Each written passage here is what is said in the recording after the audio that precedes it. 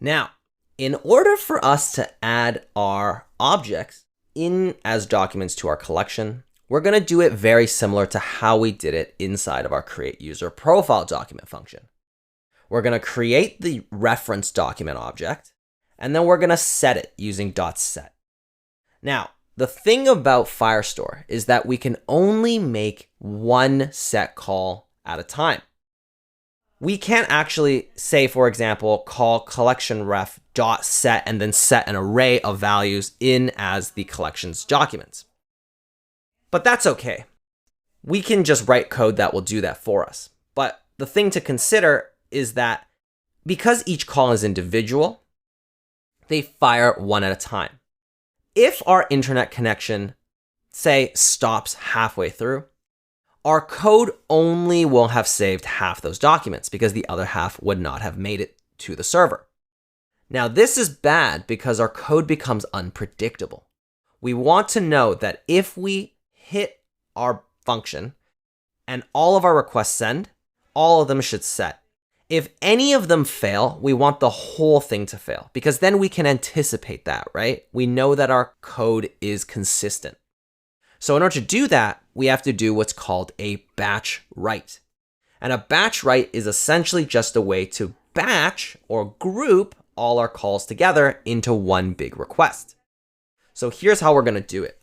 It's actually very easy with Firestore because Firestore gives us what's called a batch object.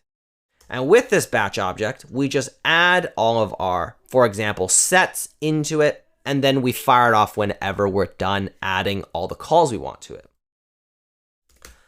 And what we'll do is we will loop over this objects to add array using our for each method. And what this for each array method is very similar to the map method. The only difference is that for each does not return us a new array, the same way that .map does, which is great for us because we only want to call the function on each element. And we'll get the object, and what we'll do is we will create a new doc reference, which is equal to our collection ref at .doc, right? So what this means is that we want to get the document at an empty string. So what this will do is it's telling Firebase, give me a new document reference in this collection and randomly generate an ID for me. So we'll actually see it if we console log this.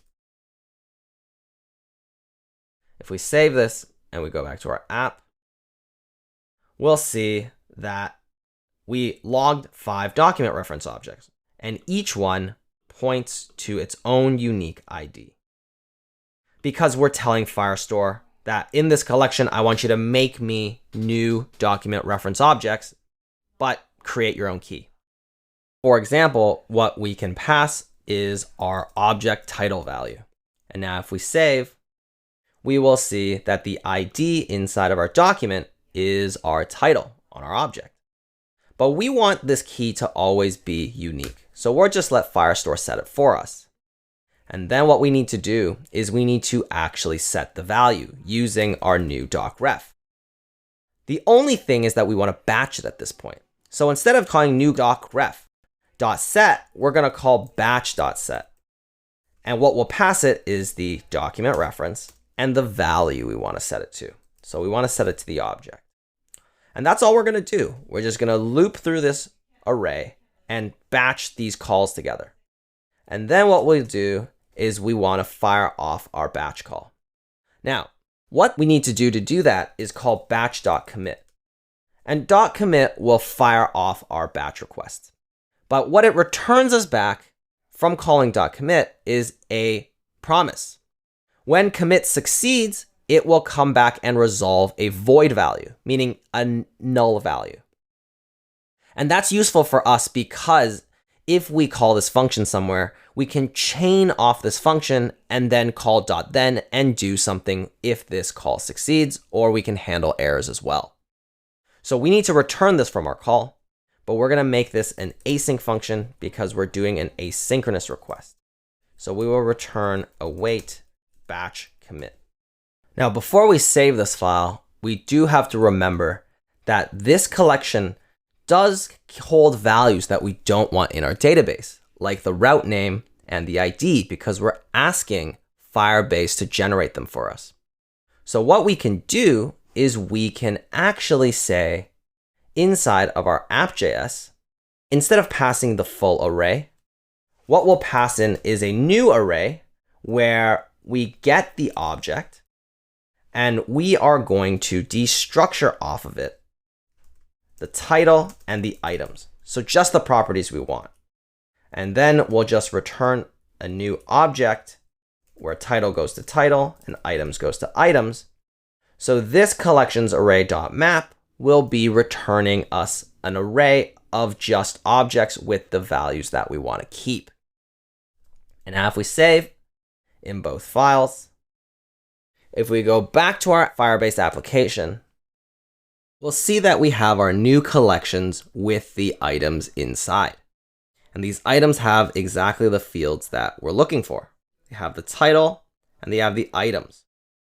So now that we've stored our documents inside of our collections, we can remove the code from our app.js.